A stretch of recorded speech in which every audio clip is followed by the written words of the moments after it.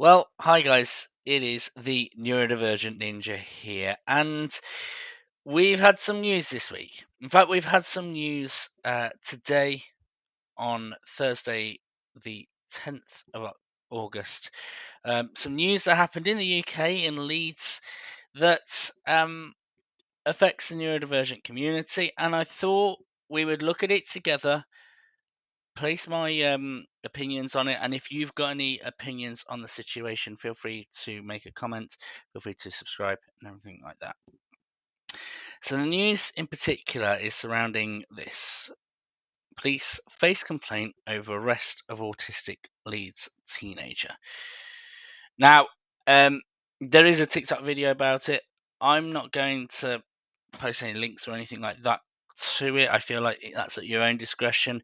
If you've seen it, you've probably seen the full difficult circumstances, but at the very least, the news story that's here pretty much covers over everything.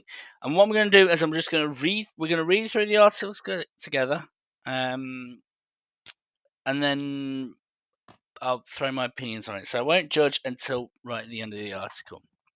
So here we go.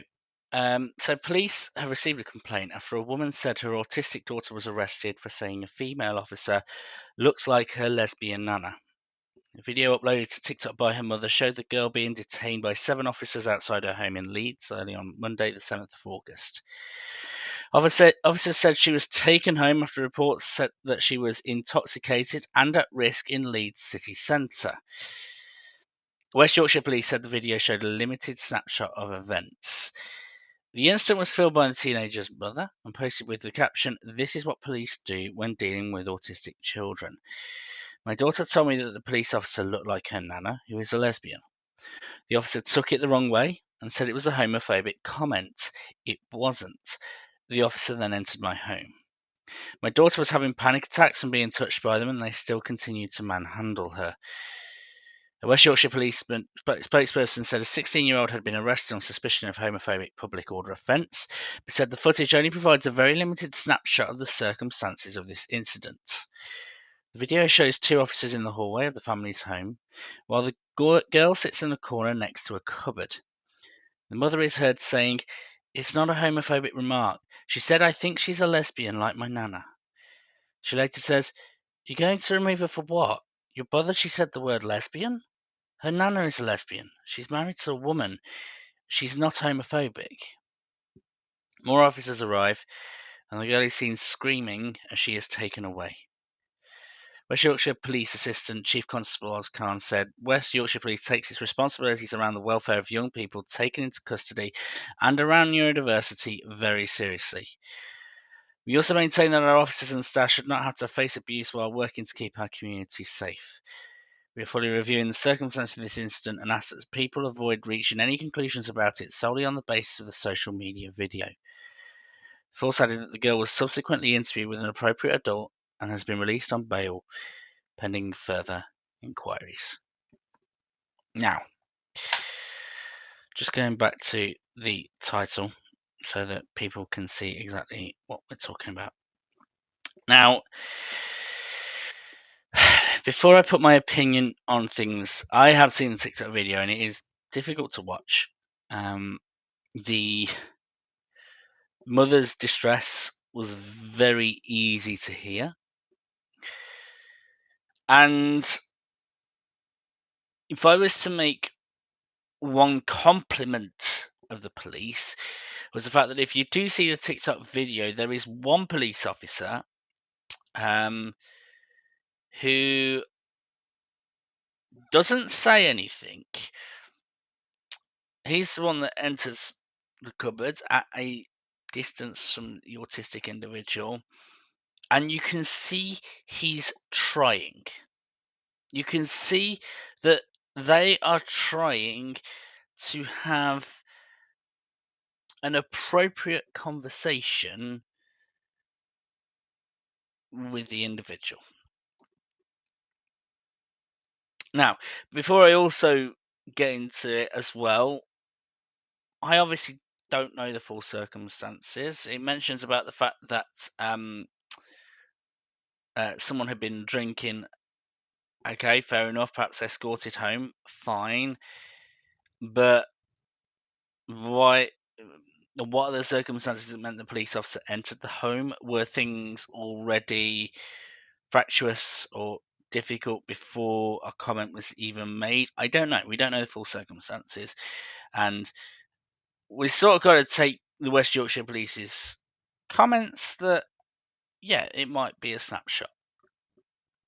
Okay, that's the disclaimer of things.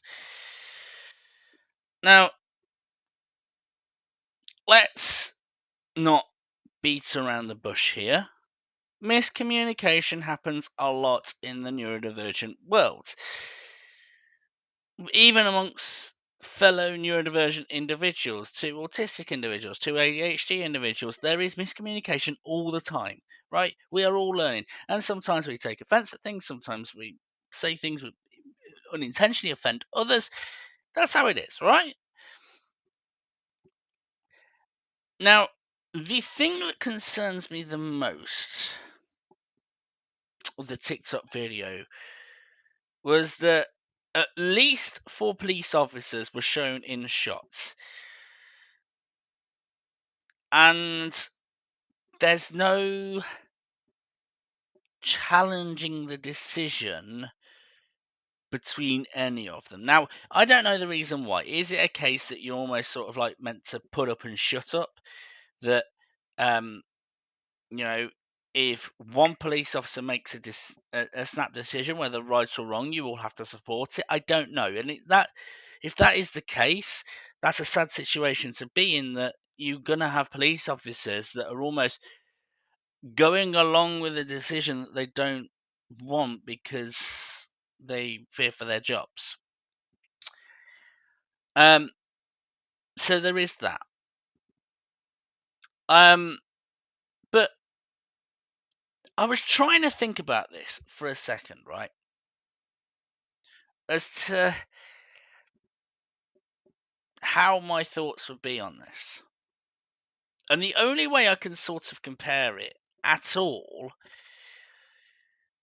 is when someone made comments about my mustache when I started to grow it and started calling me Freddie Mercury, comparing me to um, someone who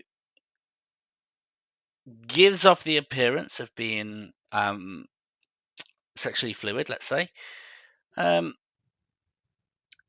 and how did I feel about it? Now, can I just say I was upset by the comments. Nothing to do with not liking Freddie Mercury, who doesn't, but because the moustache was growing for a different reason. It was growing for a tribute to my granddad. A lot of you in the community will already know that. But it was difficult to hear. How did I respond? At the appropriate time, I had a conversation with the person to discuss it. Now, here's the thing. If those comments, she looks lesbian like my nana, were considered offensive, but this woman was not a police officer, it would either be ignored or they would have a decent conversation about it. Hey, would you mind not saying that? I don't know why I struggle with those comments. Now, I'm not going to go into the details of, oh, why would a police officer be offended at being compared to a lesbian or any sort of thing like that? Because how am I to know, right? But it is a situation that does seem to have been reacted to in an incorrect way. So, where do we go from here? Because I got a bit of a news flash for the police force. Young autistic individuals are going to say things wrong. Young autistic individuals are going to say inappropriate things. What's wrong with having a conversation? When does something, and here's an interesting line, I'll be interested to see your comments in this. When does something stop becoming an inappropriate remark and start becoming an insult or a slur? When does that become the case? Now, I've seen the reactions on Twitter. I've seen the reactions on um,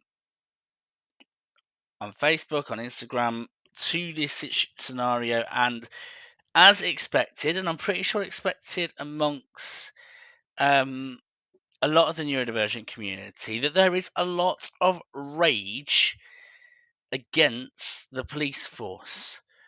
Comments about being too woke and um, w- bullying remarks against the police. Now, whilst I get that as the initial reaction, the one thing we've got to be really careful of is that we don't accidentally alienate the two communities, right? We constantly pass them off as bullies. They constantly bully back, maybe in response to being considered as bullies. Fight against each other, right? I suppose the best way to describe it is, yes, there are individuals that act like pigs on the force, but that does not mean that everyone on the force are pigs. It's a very tricky situation. And we've got to be so careful that we don't cause just a tit for tat situation, aggression against both. I can imagine, for example, the West Yorkshire Police's Twitter account could be getting quite a lot of rage, understandable, aggression, hate, no. Right? See what I mean? Yeah. Now, this is why I sort of want to put myself not on the fence, definitely not on the fence. I am, as someone on the autistic side of things, the thought of being um, arrested for saying the wrong thing terrifies me now. Absolutely terrifies me. But I also want to get this dialogue going. You know, one of the things that sort of, again, we go back to this situation, right? Was the situation already at a high escalation point by the time this comment was made? Was there already some fights of self control that the police force were having? But I think probably the biggest take home point is the fact that we see this way too often in police forces, not just UK, not just US, but pretty much every police force. There's never a backing down. There's never a backing down. If someone makes a poor decision, and yes, people make poor decisions everywhere.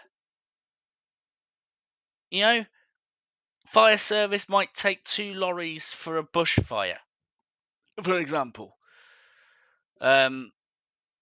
Or sending out too many ambulances, making a decision here, making a decision there. Maybe in terms of ambulance staff going to treat the wrong individual first, i.e., the one that's injured but not in a critical state because they assess the situation incorrectly. And I know this from having family in the emergency services. They feel awful and they will back down when they have the opportunity. We don't see that amongst the police. If we see the police force being unusually aggressive towards someone of an ethnic minority, no one ever goes, hold on, are we just pushing this a bit too far? No one backs off. Now, is this to try and show to the people that the police are steadfast and set and never get anything wrong or anything like that? Is that what they're trying to do? Well, if that's the case, it ain't working. Let me throw a really interesting example. Imagine you're in a relationship with someone, right? And because you are perhaps a bit more, let's say, easygoing, you feel like you need to be in a relationship with someone who's firm, someone who is like leadership material, someone who is like, we are doing this, we are doing that, we are doing the other, right? If they make a mistake, do you really want them to double down on that mistake and go, no, we're doing this? I don't care that I'm spending all our savings on gambling. It's the decision I'm making, and that's. Is that really going to give over the right impression? Of course not. You want them to sometimes back off, to sometimes back down. And actually, for them to go, do you know what, love? You're right, I'm spending too much on gambling. I'm spending too much on this. Because then your respect for them increases. If any of those police officers in the TikTok video, apart from, like I say, that one police officer that was in the cupboard with the autistic individual and you could see him trying to calmly talk to her, if any of those police officers had gone, excuse me, Sergeant, could we just chat about this first before we do something daft? Now, they would still be upset. Do not get me wrong.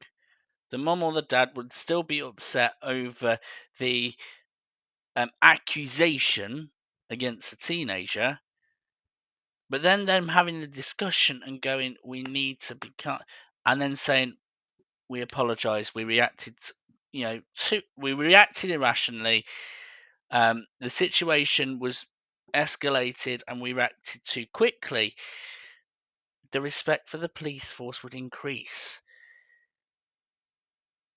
It's the situation all the time that we do see is the fact that there is no one in the background going, whoa, just hold on a second.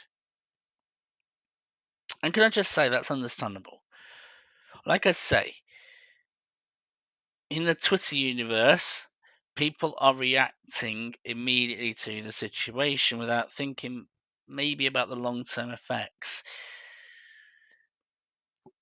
This group, the police force, the West Yorkshire Police, are going to be in siege mode. They've got a member of staff that they've got to discuss things with. Oh, and by the way, people have already figured out about her, who she is, where she was at, the pride marches that she was at. Yeah, we know all about her. We probably know all about all the other police officers as well. They're going to have that fight over making the right decision, protecting their staff, because can we just say this? One of them might be getting what some people might refer to as social justice, i.e., hate comments, hate trolls, bullying on their social media accounts, thinking that it's just desserts for the reaction. Now, I mentioned about the situation. What would it be like if it was like a normal situation that she was passing the person? So let me just normalize this a little bit more. How many of you guys have been on a long shift at work, much longer than you expected? Perhaps you are scheduled to work for 8 hours, but because of the situation that's going on, it's gone to 9, 10, 11 hours. And you've not been required to work longer, but you felt the need to. And you're now exhausted, not just physically, but mentally. Your self control, your initial reactions have laxed. And in that tired state, you react to a comment, you overreact to a comment. We've all done it. How would you feel if someone took your reaction without seeing the circumstances surrounding it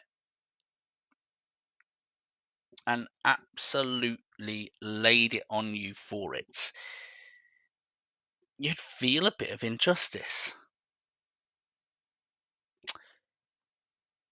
I'm not excusing the police officer here, very much in a similar sort of way that I do not excuse some or neurodivergent behaviours, but there can be reasons for these behaviours.